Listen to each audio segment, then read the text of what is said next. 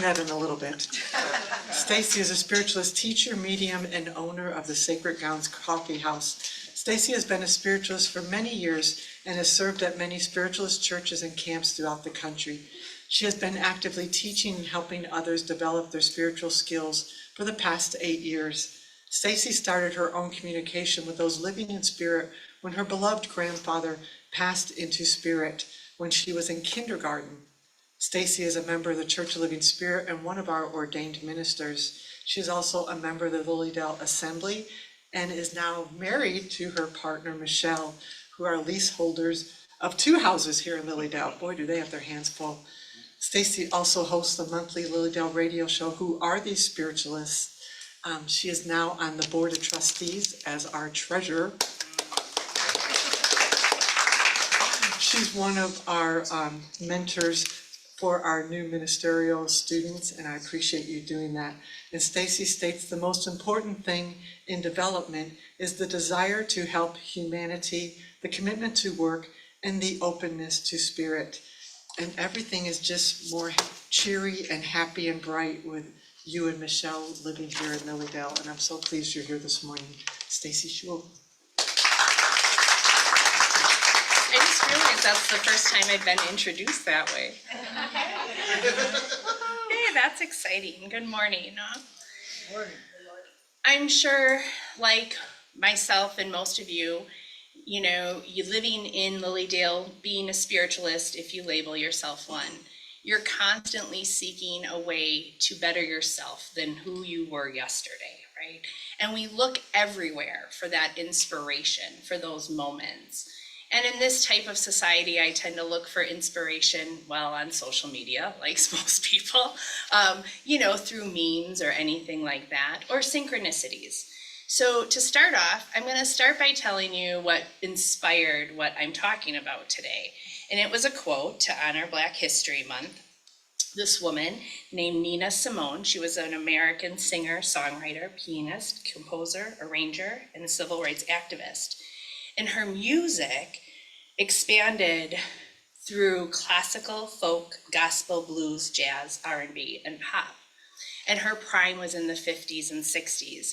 And to see her expand through those different genres might not have been easy. So she says, when asked why she does what she does, she says, all I'm trying to do is just open people so that they can feel something within themselves and let themselves be open to somebody else. And I thought that that was quite profound. You know, it brings me to this month of February where just 2 days ago, we celebrated this beautiful commercial holiday of love. And it gets us thinking about what is love. And if you heard me speak before, we know the Luda love, but love is so much deeper than that. And there's no coincidence, I don't believe as a spiritualist, that Nancy gave a beautiful opening prayer, trying to define yet again what love is and what does it mean to us and to me or you. So, of course, digging back in for more inspiration as I walked out my porch and saw my beautiful sign by Dr. Martin Luther King's famous quote, "Hate cannot drive out hate, only love can do that." So there's been this profound synchronicity of love being shoved in my face, both commercially and spiritually. And it got me thinking yet again, oh my goodness, what is love?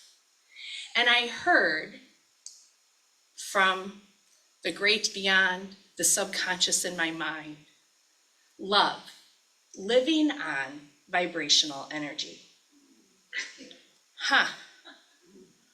As spiritualists, we claim that this expression of infinite intelligence or God is the supreme source of energy that is, and that we are an expression of this divine love. Interesting. So it goes back to the question of, who are you?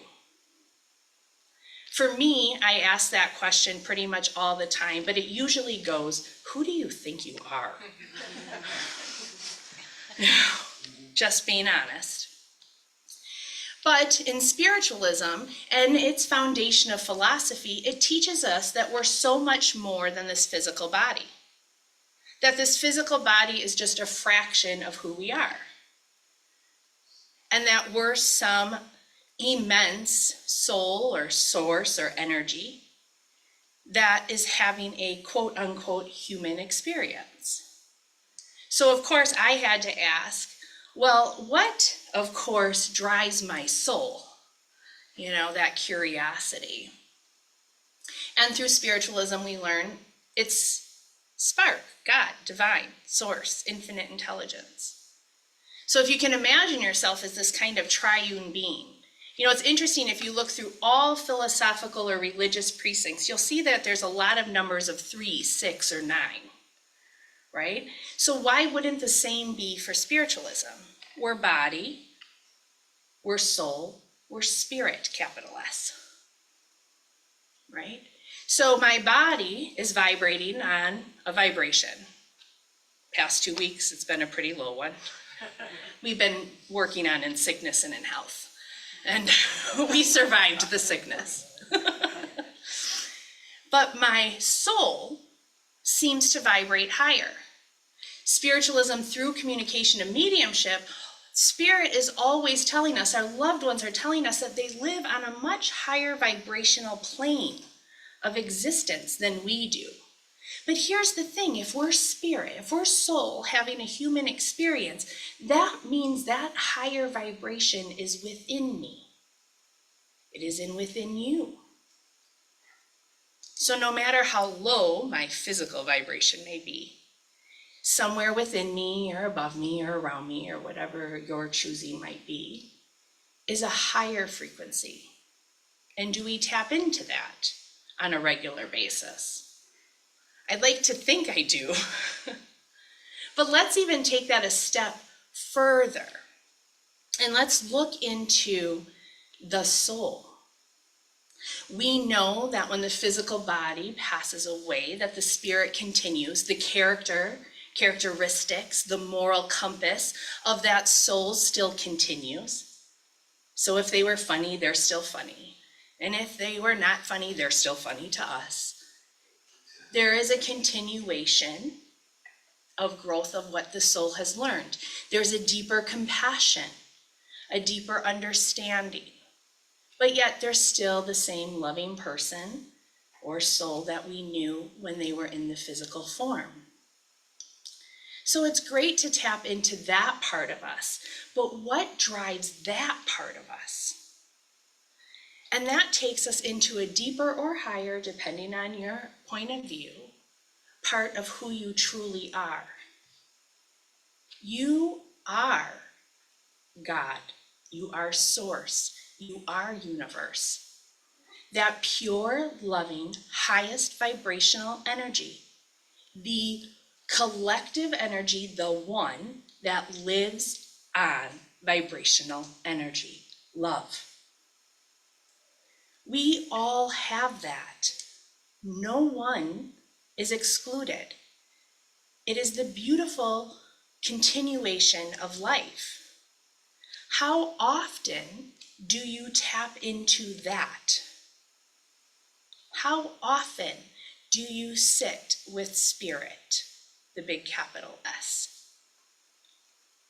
I tend to find excuses. Well, you know, tomorrow when I get the taxes done, or I don't have to work, or, you know, instead I'll Netflix and chill, which is probably a vibrational rate at some point, but I highly doubt it is the big S vibrational rate. So we have a responsibility as individuals, as this expression of infinite intelligence of God's source. But we also have a collective responsibility. So we have this individual responsibility, which you hear all over in the spiritualist philosophy, in the movement of, in the action of being a spiritualist. You are personally responsible for you. Your happiness, your unhappiness, your, joy, your pain, in a way. Okay, of course we got different vibrational levels, so let me explain that. But in reality of being a spiritualist, you claim that responsibility. first to yourself and then to the collective whole. So then it leads us to the question of who are we? I like to think of this as a radio, right? This metaphor. So like God, the big G-O-D, the infinite source in the sky is a gargantuan jukebox. And they express themselves, this energy expresses itself through song, through words, through vibration. And you have your AM and your FM, and you have your 90, whatever, 1.9 to your 102.9. And you have this genre of music, things and songs that motivate you, things and songs that you can't understand. But just because we can't understand it doesn't mean it's wrong. It just means that it's different, right? It's just a different vibrational frequency that you can choose. There's the power of choice, of personal responsibility. You can choose to listen to or not. And I think that to find balance in a chaotic today, which I can guarantee there will be a chaotic tomorrow, and a chaotic next year, or next month, we can control the music we choose to listen to. More importantly, you can choose the song in which you want to express yourself. For you are the composer of the music. You are the artist of the song. So what do you want to play? Right? I know what I want to play. I just don't know how to play, is usually what comes down to. So then we move into this idea of this sliding scale of energy and frequency. So let's talk about that. You might say that there's low vibrational energy, things that might be promoted by fear, guilt, shame, anger, hatred, these emotions that we have here in our physical human presence. I would consider that lower vibrational energy. I can tell you a few songs I probably wouldn't listen to because it would probably put me in that mood, right? And then we have this mid-range of frequency. This is the place where I actually truly try to sit because I can't handle the highs and the lows. I'm looking for more of a balance in the middle. And these frequencies will be contentment and courage or confidence, neutrality, willingness, empathy. This idea of maybe loving the entire radio, not just a channel. Maybe looking into the stations around me, learning something a little different. Even if I listen to a song, I've learned if I like it or don't. And isn't it interesting how music moves us, right? We just praised our musician over here, and it moves us. Right before the moment of peace, we're singing that we have God's love within us. I almost feel like that's the universe asking you, what song are you going to play today? Where are you going to fall? And then, of course, we have this high vibrational rate, the one that spirit tends to bring us all the time, within that proof of continuity, within that lane of hands healing, with the practice of spiritualism and the connection of mediumship to spirit. We tune into that highest frequency. If we tune into the deep, deep within us. When you look at people who have had near-death experiences, or you look at people who have profound spiritual experience, they feel the highest vibration of compassion, of peace, and enlightenment. It's a station that is on the radio, hard to tune into. Right? You gotta have just the right antenna to get that station. But it's there, and it's there for us to use. Ice Cube said it best. You know, I gotta quote some really good people. Just know who I am. Ice Cube said it best in his song, Check Yourself. And it was, check yourself before you wreck yourself. And I thought, yep, I gotta do a little bit more of that. I gotta pay attention not only to my song, but to the radio in which God plays his music. So now, instead of looking at someone that you might admire or not admire, that you might love or not necessarily love now, ask yourself, what's their song? And do I really want to stay on this station, or should I see what's next? It's our responsibility as spirit having a human experience, as spiritualists moving a movement forward, to play the music of spirit, to be the song that inspires and guides, and to make people feel safe. Division is easy, unity is hard. So let's unite on the radio. Let's play our song. Play it loudly for those that you might inspire. Or you might inspire for someone else to just change the station, and that's okay too. So to end in conclusion, and I'm sorry to our live streamers, I'm gonna play you my song. The song that inspires me and moves me and tells me a little bit of who I am and how I choose to express myself in this world. And for you live streamers, wherever, my apologies. We can't play it on live stream because it's copyrighted. But don't worry, I'll let you in on a secret and I'll let you know what it is after. I'll put it in the comments because I want to kind of surprise those that are here in the room. So there we go, Nick. Did I do the right thing?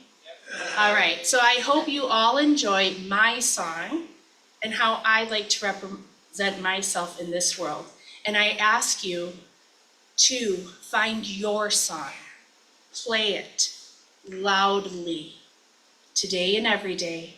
And don't forget to change it up a little bit. I have a playlist, but here's my favorite one.